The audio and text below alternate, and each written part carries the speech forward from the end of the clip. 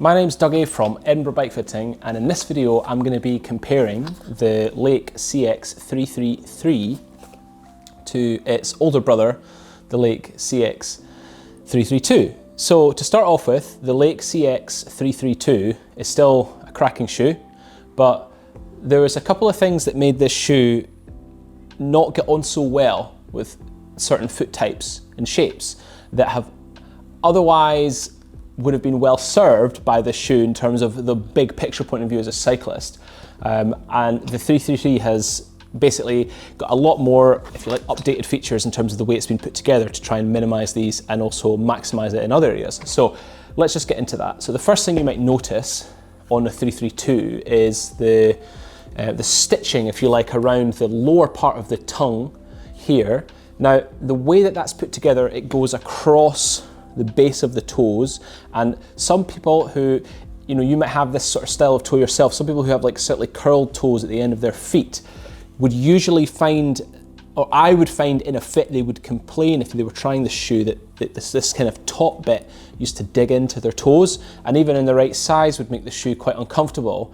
The leather version of the shoe would generally soften up a little bit, but would sometimes cause ongoing bother with that cyclist as such. So the way that the tongue has changed in this latest 333 model, they've done away with a lot of that stitching and it just has opened up slightly. So the upper is a lot more generous around the top of the toe. So that's the kind of the first difference that I personally like as a fitter and as someone who's got experience with people using these shoes. The next thing is another great addition to the CX333. So you'll notice that the distance between the BOA dials has substantially increased, and that allows much more control. So when you put your foot into the cycling shoe, you bang it back.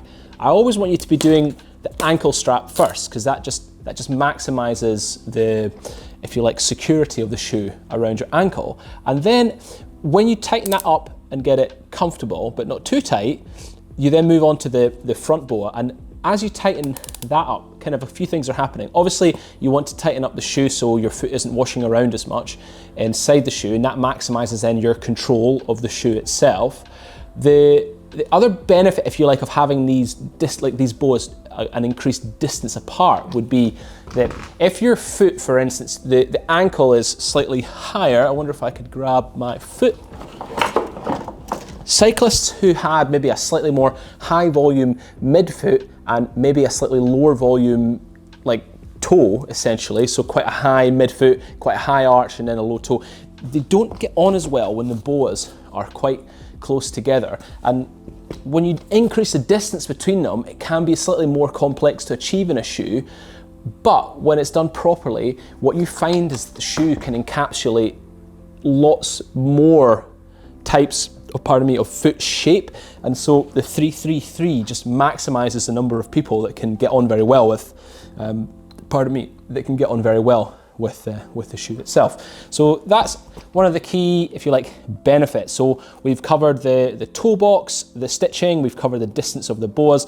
The design of the tongue has changed slightly as well. So let's go into that a little bit more. So if I pull the tongue out of the 332, what you can see is it's almost like distinct all the way up. Now that's fine, it's a great shoe.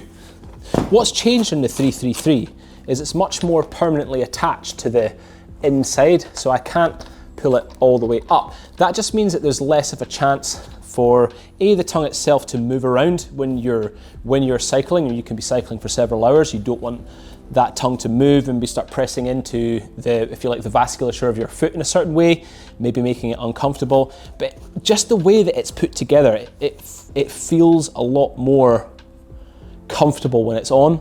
The other thing that leads into, if you look on the instep of this CX333, you'll notice that kind of like that carbon material here that's missing on the 332.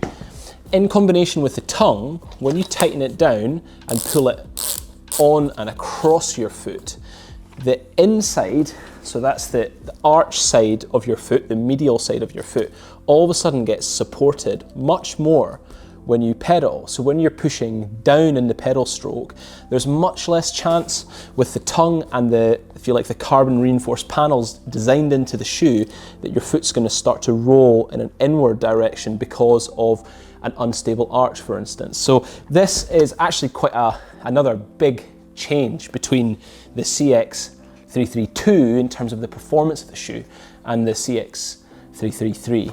Other similarities, I guess, well, similarities kind of coming away from differences would be still have the carbon heel cup, so you can put this shoe in the oven and you can put your foot in it and you can mold this carbon pad around your heel, and that means when you drive your foot inside the shoe, you kind of maximize that comfort and that security again. So that's a great feature. It makes a massive difference to how your foot feels inside the shoe, so I'd encourage anyone to be doing that.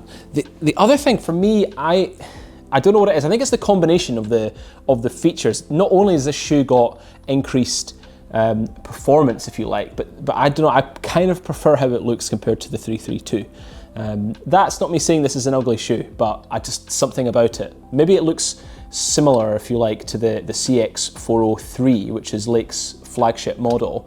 I don't know, it's just nice. The other thing as well, coming to the inside of this shoe now, is that it's leather inside now, as opposed to the fabric that was inside of the CX332.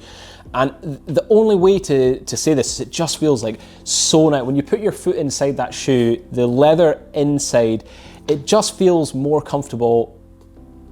Maybe it's the way that the leather material, if you like, moves around your foot slightly better. It just feels nicer. So not only do you have a more supportive and, if you like, more stable shoe, you've also got a much more comfortable shoe, and a shoe in the 333 compared to the 332 that the upper also tightens up around your foot in a much more, if you like, a closer way. So anyone who is looking for a shoe where your foot is going to be held in position, someone who's going to be transferring lots of power, then the CX333 and the 332, the CX333 is, if you like, a very performance-orientated shoe.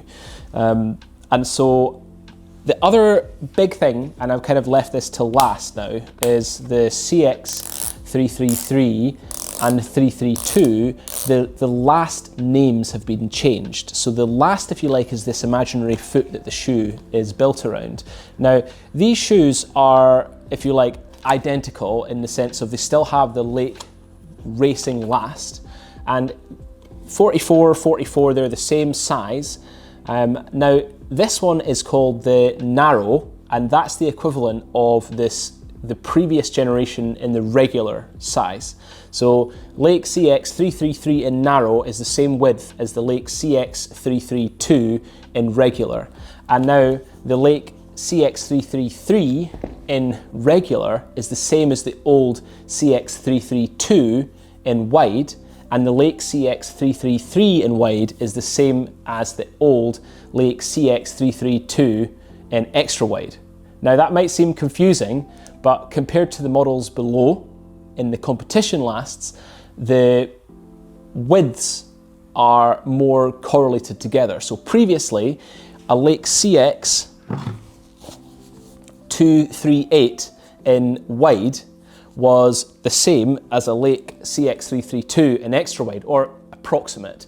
And so it used to just get a little bit confusing because people would buy a CX332 in a wide thinking it was maybe the same as a 332 and you just get bad results. So the last system's changed. Now that in no way means that the Lake CX333 in narrow is a very narrow shoe. If you have a narrow foot, it's a good shoe for you, not because it's narrow, but because of the way that the shoe is encapsulating your foot and the way that the upper tightens up around it. If you have a normal foot or a very wide foot, the CX333 in the regular and the wide, there's a lot of range, if you like, in that shoe. But all the size guides are online. I'll leave a link at the bottom of the video for you to check out. So when you're measuring up the width of your foot, and it's something you can do with me online, by the way, if you get in touch, I can help you measure.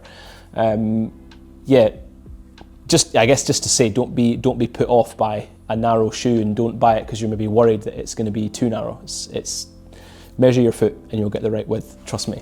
And I think that just kind of summarizes the video, if you like, of the differences between now the 332 model and the 333. If you have any questions, please just leave them in the comment section. Please like and subscribe to our channel. It's something I'm trying to grow, and thank you very much for watching.